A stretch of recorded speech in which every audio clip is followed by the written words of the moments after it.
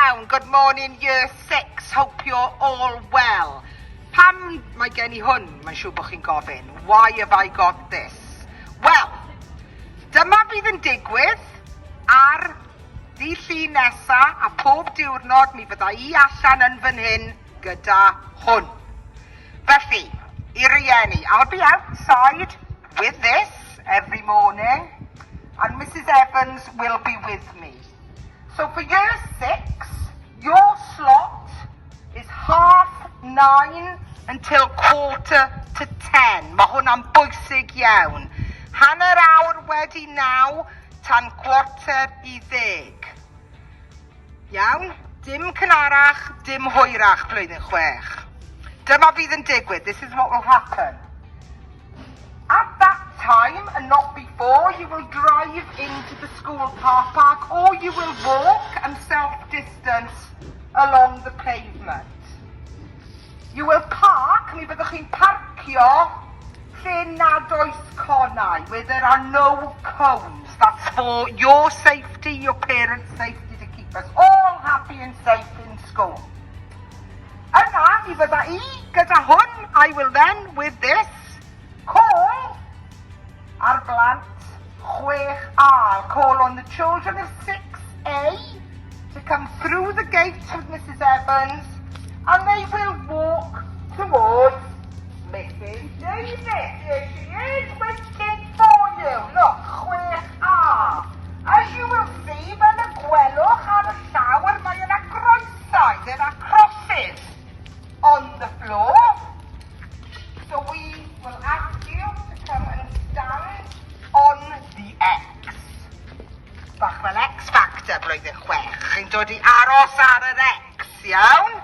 Unwaith rydych chi yna, mi fydd Miss Davis yn eich tywys chi yn ddiogel I fewn i'r ysgol. Once you're on the X, Mrs Davis will take you safely into the school for what will be a fun-packed day blwyddyn 6. Felly rydyn ni edrych ymlaen I weld chi ac yna byddai'n gofyn plant 6B. If 6B can come from their cars, from the walking line, and come and join Miss Thomas, who really can't wait to see you all. Mae hi'n edrych ymlaen yn fawr iawn. Gallwch mae hi'n dawnsio. Mae hi'n dawnsio just I chi. Felly, mi fyddwch chi nawr yn mynd I sefyll ar yr X hefyd ac aros I Miss Thomas. O, pan blwyddyn 6 yn cerdded yn smart. Drwch. Mr Taylor, gwisgo gwisgasau heddiw. Right, maen nhw'n sefyll ar yr X ac yna bydd Miss Thomas yn mynd â chi fewn. Miss Thomas will then take you in. The exact same process will happen at the end of the day. Ar ddiwedd y dydd, yr union fydd y broses. Please cadwch eich slots, mae hynna'n bwysig tu hwnt. Peidiwch a dod trwy y gatiau, a bydd y plant yn dod allan y ffordd hyn ac mi bydden nhw'n cael eu tywys atoch chi. Does dim buses, there are no buses, therefore the children can walk safely to you.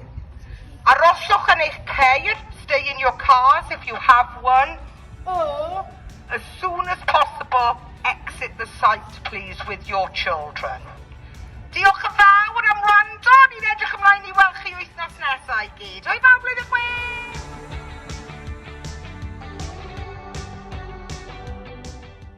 Chi nawr yn gwybod sut I ddod fewn o'r maes parcio, ond byddwn ni'n dod mewn i'r ysgol chydig bach yn wahanol I arfer, felly dwi'n mynd I ddangos I chi nawr sut I fynd.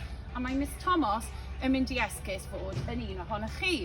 Felly mae Miss Thomas yn mynd I cadw 2 fetr I ffwrdd o fi yr holl ffordd i'r dosbarth. Can I just explain to you parents how year 6 will be going into class, because it will be a little bit different to usual. Miss Thomas is going to pretend to be one of the children and we're going to show you the way the year 6 children will get to their class. Okay, so Bantoni, are you ti'n barod Miss Thomas? Are you ready Miss Thomas? Right, felly, fel arfer, byddwn ni yn mynd I fewn i'r ysgol rownd trwy'r iard. Ond, byddwn ni mewn i'r ysgol ffordd gwahanol tro yma. This time we're going to be coming into school in a different way. Y ffordd mae blwyddyn 6 yn mynd mewn i'r ysgol ydy trwy'r drws wrth ymyl y cwtch. We'll be going into school through the door by the cwtch. And then when we get into school, pan ni'n mynd mewn i'r ysgol, mae pethau chydig bach yn wahanol. Felly, dyma ni yn dod i fewn i'r ysgol, a fel chi'n gallu gweld, mae pethau chydig bach yn wahanol. Mae gyda ni marciau ar y llawr sydd yn dangos 2 fetr o pellter i ffwrdd o'r gilydd. Felly, Miss Thomas, ble wyt ti?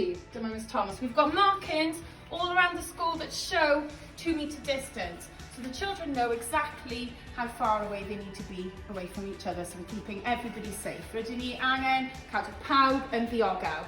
Felly, byddwn ni gyd yn dilyn, a byddwn ni'n gwybod bod ni'n gwneud y pellter cywir, achos byddwn ni'n dilyn y marciau nes bod ni yn mynd i flwyddyn 6.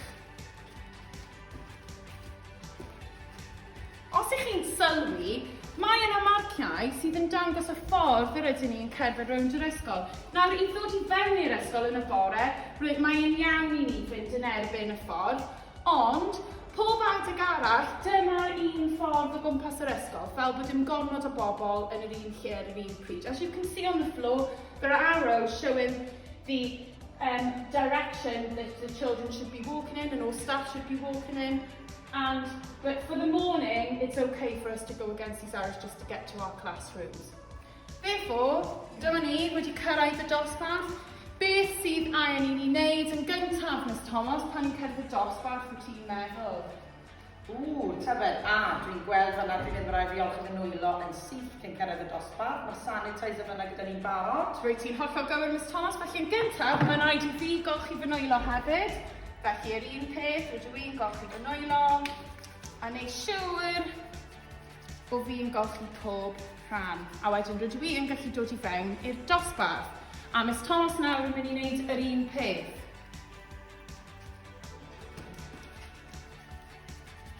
Sicrhau bod yn mynd dros y dwylo i gyd. Okay.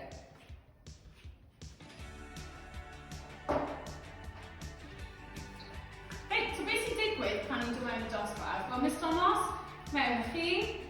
Nawr, mae'r dosbarth chydig bach yn wahanol, mae byrddau wedi gwahanu a mae'n cadw pawb 2 fetr i ffwrdd o'i gilydd. Fel chi'n gallu gweld, mae'r dosbarth chydig bach yn wahanol. Rydyn ni wedi gosod y byrddau allan fel bod 2 fetr i ffwrdd o'i gilydd. We've set out the class so they are 2 metres apart to ensure everyone's safety. Felly, Miss Thomas, i fewn y tŷ. Pan fyddwch chi'n dod mewn i'r dosbarth, byddai'n dweud wrth chi le chi'n eistedd, so Miss Thomas rwy'n ti'n eistedd fan hyn.